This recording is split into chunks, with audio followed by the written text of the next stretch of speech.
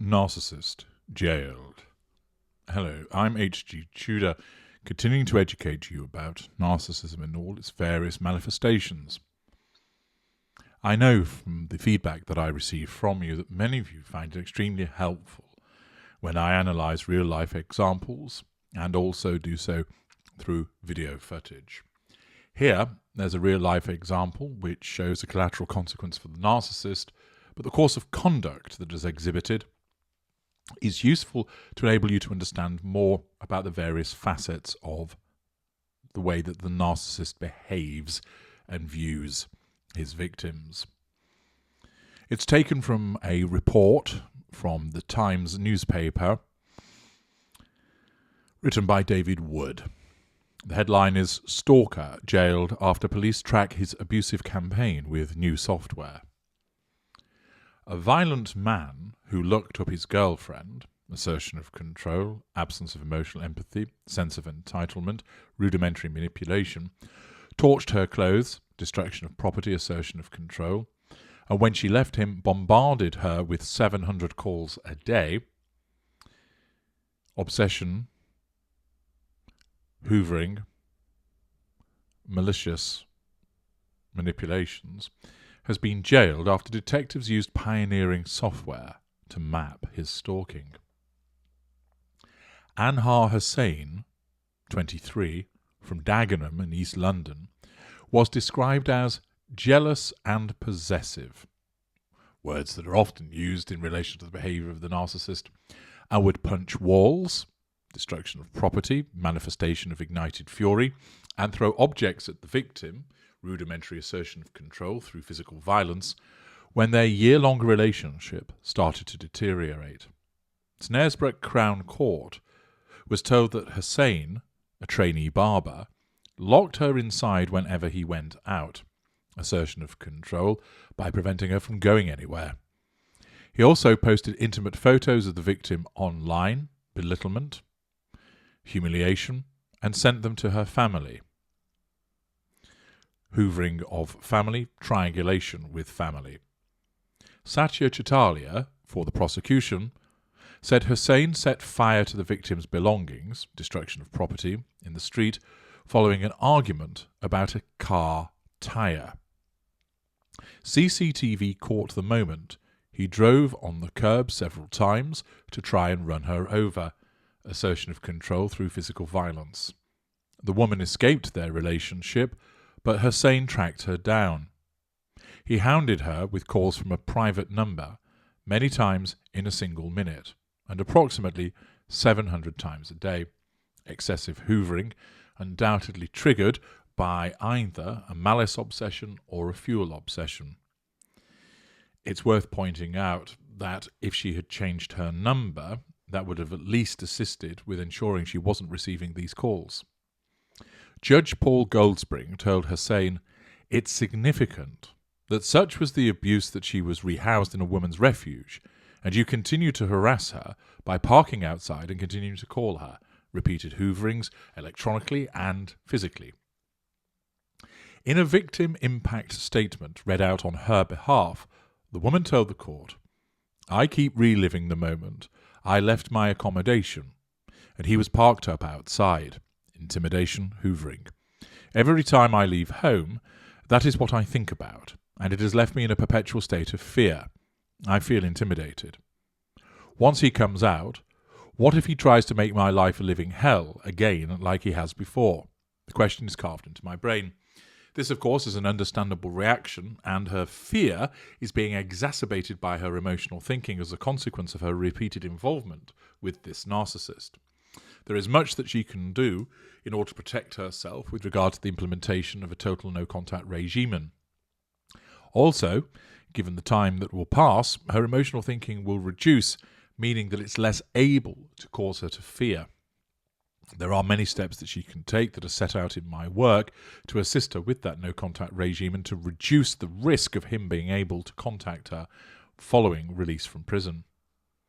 The victim described Hussain as cocky and claimed that he said the police aren't going to do anything when she reported his behaviour. Arrogance, haughty behaviour, lack of accountability. Hussain was caught when detectives tracked his movements with software typically used to target drug-dealing networks. This is the first time the Metropolitan Police has used cell site analysis suite to secure a conviction in a stalking case. Detectives obtained the victim's mobile phone data from her service provider, enabling them to co-locate their movements. CCTV and other travel data helped create a picture of Hussein's stalking between April and June last year. Hussein pleaded guilty to dangerous driving, arson, driving whilst disqualified, and harassment. The fact that he's driving whilst disqualified demonstrates a lack of accountability, since he doesn't have a licence and a sense of entitlement to do so. He was jailed for 3 years and 9 months, minus 233 days already spent on remand. The judge also imposed a restraining order. In a letter to the victim read out in court by his lawyer, Thomas Quinn, Hussein said, "My actions were unforgivable and uncalled for. I really regret my actions and wish things happened differently. I hope one day you will forgive me." False contrition. There is no regret, because he kept doing it repeatedly. 700 calls is demonstrative of a particular sustained pattern of behaviours. The Met believes the software will cut the length of investigations from months to days and reduce the risk of reoffending. Detective Superintendent Lewis Basford told The Times, "We're using tools and software we know are out there and bringing it into the frontline policing and modern investigations. The biggest focus for us is on the victims. If we can substantially shorten the investigative, it is on our partners in the Crown Prosecution Service and courts to look at how they can play their part." Behind the story, the woman stalked by Anhar Hussein has described how he left her fearful of being attacked in the street. Once confident and outgoing, his victim said the harassment had affected all parts of her life, from eating and sleeping to leaving home. The woman, who is asked to remain anonymous, told The Times, "I'll see a group of boys and start panicking. There are times when I've stood in the middle of the road and cried. I thought someone was going to attack me. I have a constant thought in the back of my mind that I'm being followed, that he's there. He'll find me and do something. I feel like I'm stuck inside a shell." This is clearly indicative of the trauma that she's experienced, but also the presence of emotional thinking. She explained how Hussein originally pursued her in 2020. "I rejected him several times. And then I thought, okay, I'll give him a chance, let's see where it goes." Presence of emotional thinking shows persistence on his part with repeated hoovering of her. "I didn't think it would last long.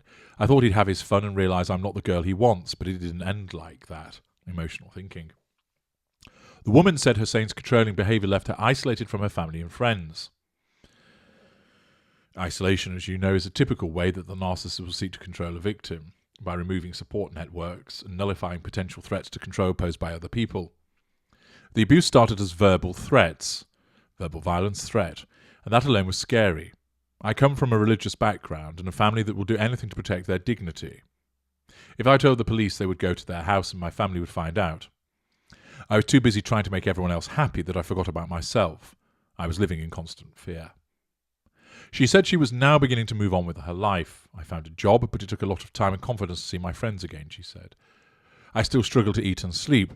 I've been through so much, but I could say I'm in a better place." This individual, clearly a narcissist, and ultimately likely to be either low, mid-range, or probably middle lesser. There doesn't appear to be any facade that's being used, which would place him in a lesser category. There's use of physical violence and threat. There is destruction of property. The manipulations that have been used against her, at least reported here, are fairly rudimentary that would fit with lesser. He appears to have a low threshold on his ignited fury. He has some form of employment and has utilised false contrition, both of which are mid-range traits, which would mean that you would have a middle aspect with it, mid-range aspect rather, with him being a lesser. But it's demonstrative of obvious behaviours and absence of a facade. There's probably enjoyment of the devaluation also, even though he doesn't know that it is sustained devaluation. The destruction of property and physical violence, and the rudimentary manner by which all of these have been done, are all indicative of lesser behaviour. The fact that he appears contrite thereafter is demonstrative of a mid-range behaviour, and therefore, all told, he's likely, absent other information, to be a middle lesser narcissist. I don't have sufficient information from this report to place him within a cadre. Nevertheless, this individual terrorized the victim, and of course there are many steps that she can take as set out in my literature and logic bulletins to protect herself, both in terms of understanding what she's dealing with and know that he's a narcissist, and also to implement steps to protect herself and of course reduce the emotional thinking, which is continuing to have an impact upon her. I'm H.G. Tudor. Thank you for listening.